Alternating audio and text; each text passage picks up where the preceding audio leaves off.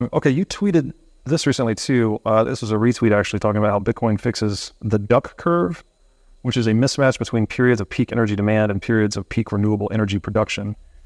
We just did an episode recently on how Bitcoin helps actually stabilize energy grids. How do you, this is such a misunderstood point. Like typically the narrative on Bitcoin energy is Bitcoin wastes energy or consumes too much energy.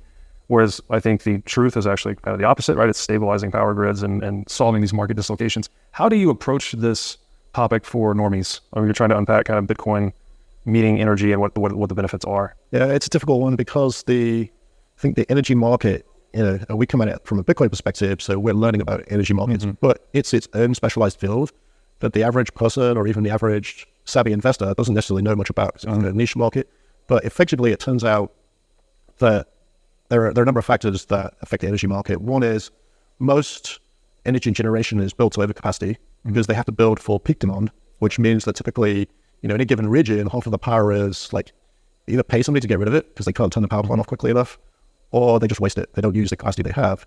And so, the concept there's a shortage of power is not really true. It's just it doesn't match demand, and there's lots of it thrown away. And the other thing is it's very hard to transport it. And so, there's lots of stranded energy. So in China particularly, they did these kind of big state planning efforts where they built a hydro dam thinking they were going to build a town in the next 50 years, and then that didn't happen, right? So there's like gigawatts of power stranded in the mountains. And there are countries that have massive oversupply. So actually just the Quebec province of Canada has a lot of hydropower, and it has enough unused hydropower from existing built dams to power the entire Bitcoin network. But the power company is a crown corporation, so it's a government corporation, and they have some kind of restrictions on supply of power to new Bitcoin mining projects, which is the wrong way around. I think countries like El Salvador, Oman have taken a more enlightened view, which is that originally we had the gold as a global standard, and then with the discovery of petroleum and oil and black gold, and so that countries with that natural resource seized the opportunity and were able to kind of transform their prominence in the world. And so I think there's an opportunity for that with digital gold, which is a natural resource, is abundant, cheap power. And so, countries that seize that opportunity can, and hold on to it and go for it, for a decade or two, could really change things for themselves. I think there's a real prospect that, if El Salvador, proceeds with this kind of $1 billion state mining project, and if you look at, Bitcoin price history, how many Bitcoin they could mine, within a decade, they could potentially change their kind of per capita wealth to be on par with a major European country from being an emerging market country. So it's really possible for countries that seize on a new wave, a new innovation in a transition period in a global sense, can change things for themselves. But also it's possible for, major developed countries to not act very enlightened and like throw away an opportunity. And unlike gold, unused power doesn't stay in the ground, it's thrown away, right? So it's not like you can go back and get a benefit from it. Yeah. And it gets harder to mine over time. So it's really something where you have to act in the moment. Yeah.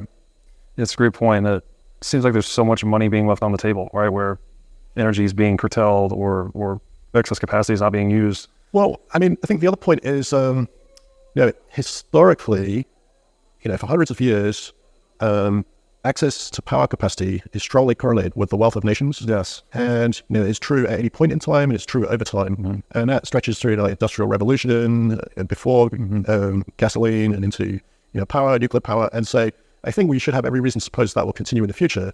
And so, governments have their sort of policy mandate to look at, renewable energy and things like that. But ultimately, the future is going to need more power, and policy kind of desires don't translate into construction of power generation. And so the way, so really you just need to look at ways to finance power. And I think the Bitcoin mining machine is a financial model that can fund power infrastructure. So I think ultimately, Bitcoin could end up being a solution in building lots and lots of power infrastructure, which ends up being used in the future. Yeah, general use. Right. Yeah, so just this like almost global incentive program to just build out more capacity because you can monetize it more quickly, right? Right. Also, you can. What was the other point that someone made? That a lot of these stations will be built, but they're not actually tapped into the grid. For instance, there might be a dislocation in when they can actually start selling into the grid. Or now you could just start mining Bitcoin immediately, right, to bootstrap some of the development costs. For sure, yeah. I mean, it's actually a very nice match because if you think about the hypothetical of building, a hydro plant or a solar field or a wind farm or some kind of combination for a new region that you're expecting, people to move there, an industrial park to get built. You build the power plant, and chances are there's no use for the first year because grid bureaucracy connects you to it. And then afterwards, maybe it ramps up slowly for 5 years, if it even happens on schedule, right? The demand. And so it makes it quite hard to, figure out when you're going to repay it. Yeah. And it makes it more challenging to raise financing. Whereas Bitcoin says, Bitcoin is basically pledging to buy all unused power on day one, whether it's grid connected or not, and absorb all unused power as you go to term. So it's much easier to make a profitable business cases with that buyer spend and buy. Yeah, it makes all the sense in the world. See, we typically say energy buyer of last resort, but in that case, it's like energy buyer of first resort, right? Just they're ready to buy on day one. So. Yep.